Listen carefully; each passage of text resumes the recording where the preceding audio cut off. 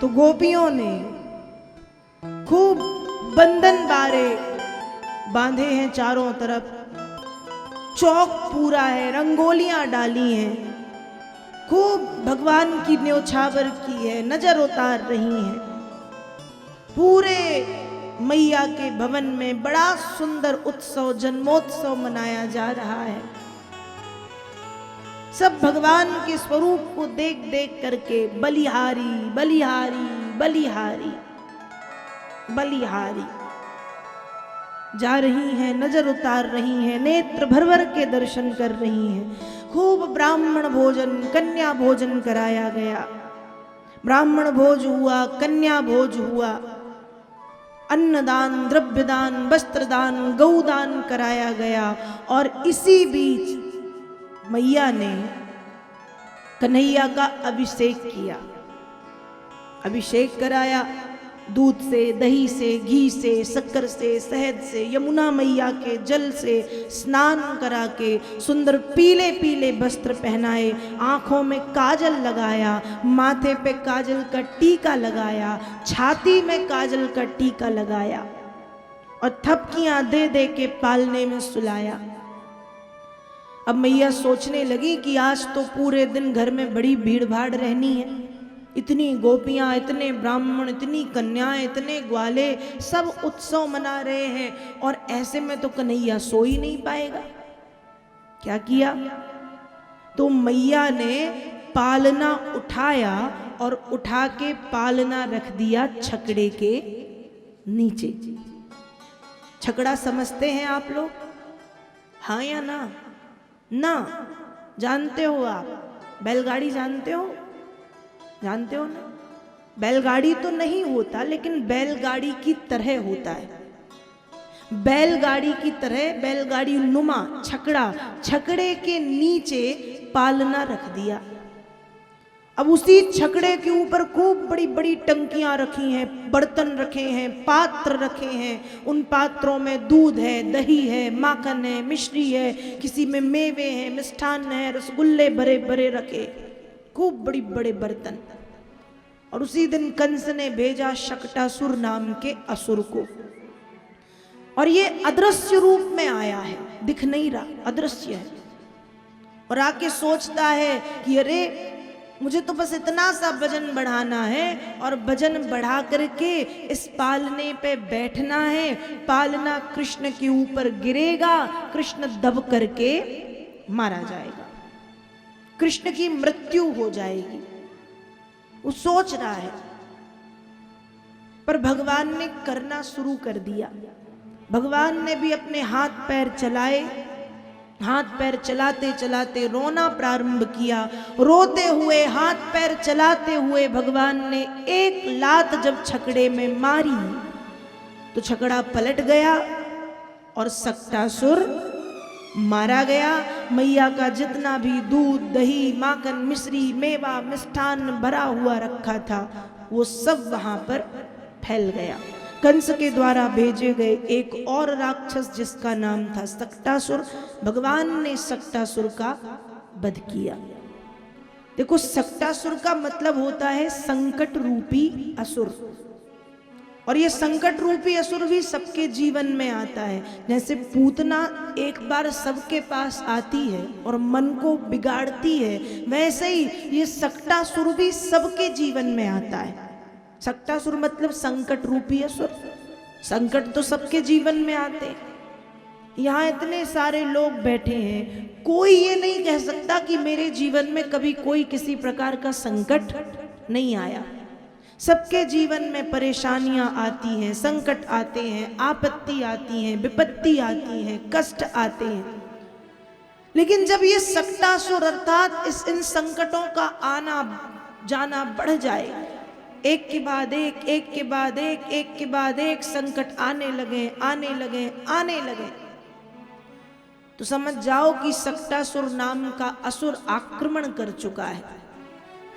और यदि इस शक्टासुर को मारना है तो इस शक्टासुर को भी केवल और केवल भगवान का नाम मार सकता है। भगवान नाम के लेने की गति को बढ़ा दो, ये शक्टासुर भी मारा जाएगा। सक्टासुर की मृत्यु हुई, सक्टासुर मारा गया। समय बीतने पर कुछ दिन फिर व्यतीत हुए।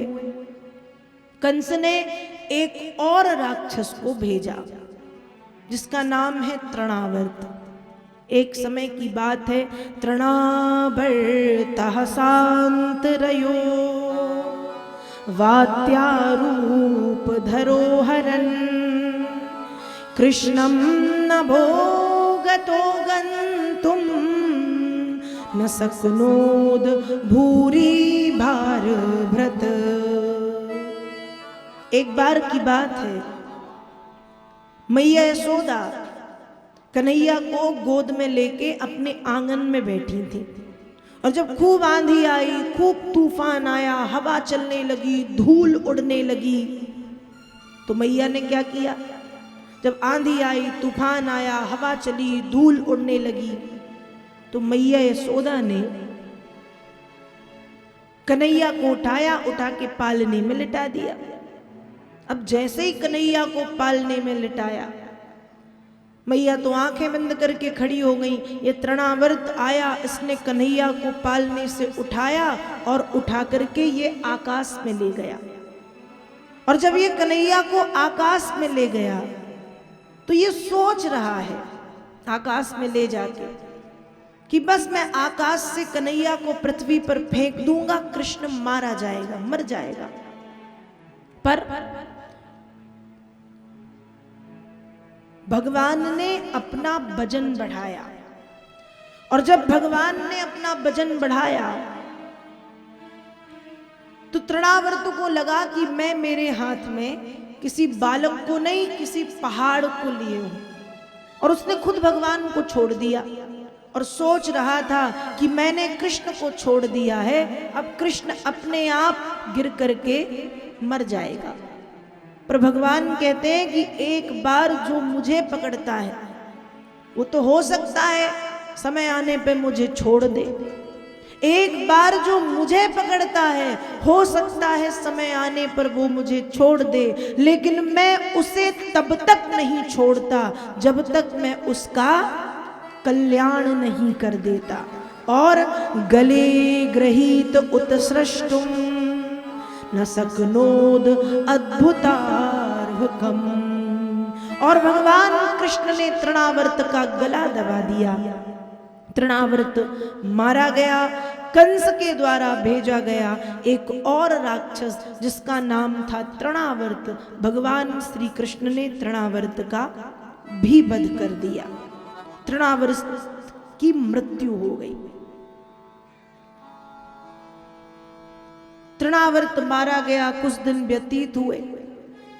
एक दिन की बात है, मैया ने कन्हैया को मिट्टी खाते हुए देखा तो मैया कहती है, क्यों रे लाला, तूने मिट्टी खाई है?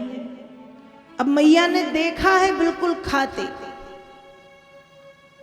तो भगवान कहते हैं, नहीं मैया मैंने मिट्टी नहीं खाई। तो भगवान के वहां ग्वाल वाल थे, दाऊ भैया थे, सब खड़े थे। तो मैया ने उनसे पूछा कि कन्हैया ने मिट्टी खाई है? सबने कह दिया हाँ मैया खाई है। दाऊ जी भी बोल दिए कि हाँ मैया कन्हैया ने मिट्टी खाई है। अब मैया बोली, क्यों रे कन्हैया, ये सब झूठ बोल रहे हैं? तो कन्हैया भी कहते हैं हाँ ये सब झूठे हैं। मैया ने कहा तू ही बस एक हरिश्चंद्र है? कन्हैया ने कहा हाँ मैं ही सच बोल रहा हूं, बाकी ये दाऊ भैया, ये ग्वाल वाल सब झूठ बोल रहे हैं। मैंने मिट्टी विट्टी नहीं खाई। मेरी मैया रोज मुझे ताजा ताजा माखन खिलाती है, दही खिलाती है। दूध दही माखन खाने के बाद क्या मैं मिट्टी खाऊंगा? मैंने मिट्टी नहीं खाई। पर मैया ने तो देखा था कि कन्हैया ने इतना बड़ा मिट्टी का जो गोला है वो उठा के खाया। अब भगवान खुद ही बोल पड़े कि मैया यदि भरोसा नहीं है तो मैं मुंह खोल के दिखाऊं कि मैंने खाई है कि नहीं खाई। अब मैया कहती है बताओ, एक तो झूठ और ऊपर से ऐसे भी कह रहा है कि देख लो, चोरी और सीना चोरी इसी को कहते हैं। अब कन्हैया सोच रहे थे शायद मैं ऐसा कहूंगा कि मुंह खोल के दिखाऊं तो मैया कह देगी कि नहीं नहीं कोई जरूरत नहीं। अब जब कन्हैया ने कहा मुंह खोल के दिखाऊं, तो मैया कहती बिल्कुल दिखा, मैं देखूंगी तेरे मुंह में मिट्टी है कि नहीं। अब भगवान बोले अब तो बुरा फंस गया, मिट्टी तो खाई है और अंदर लगी तो होगी मुंह में मिट्टी। पर भगवान ने भी जब मुख खोला, तो जैसे ही भगवान ने मुख खोला, मैया ने भगवान के मुख में क्या देखा, मिट्टी विट्टी का तो पता नहीं है। मैया ने भगवान के मुख में सप्त समुद्र देख लिए, पर्वत श्रृंखलाएं देख ली, गंगा सिंधु सरस्वती नर्मदा गोदावरी यमुना सब नदियां देख ली। कमल पुष्प पर बैठे ब्रह्मा ब्रह्माणी के साथ देख लिए, रुद्र भगवान शंकर भवानी के साथ देख लिए, इंद्र वरुण कुबेर दिक्पाल सब दिखाई पड़ गए। और थोड़ी देर के बाद भगवान ने मुख बंद किया, लेकिन मुख बंद करने से पहले योग माया से कह दिया कि मैया की बुद्धि से ये सब डिलीट करना, ये सब हटा देना। तो योग माया भी बोली कि प्रभु जब हटाना ही था तो दिखाया क्यों। तो भगवान ने कहा तुम क्या चाह रही थी कि मैं मैया से पिट जाऊं, मुझे पिटवाना चाह रही थी क्या। मैया के हाथ की पिटाई से बचने के लिए ये सब किया, इसलिए जैसे ही मैं मुंह बंद करूं तुरंत मैया की बुद्धि से ये सब हटा देना। भगवान ने मुंह बंद किया, मैया की बुद्धि से सब हट गया और मैया को कुछ याद ही नहीं कि मैंने क्या किया, मैंने क्या देखा। मैया ने देखा कि लाला सामने है, तो मैया ने और लाला को गोद में लिया, लाला और मैया की गोद में चढ़ गए और हंसते हुए वहां से चले गए। इस तरह से भगवान ने बड़ी सुंदर लीलाएं ब्रजभूमि में करना प्रारंभ कर दिया है।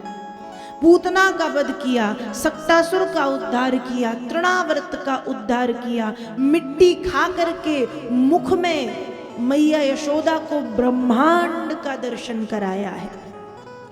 ऐसी सुंदर सुंदर लीलाएं भगवान ने करनी प्रारंभ की है और बड़ी सुंदर लीलाएं भगवान कर रहे हैं।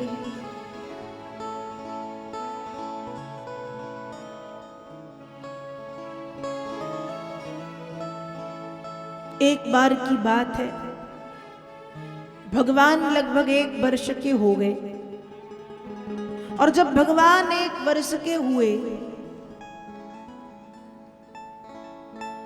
तो नामकरण की बारी आई कि नामकरण हो जाए। तो यादवों के पुरोहित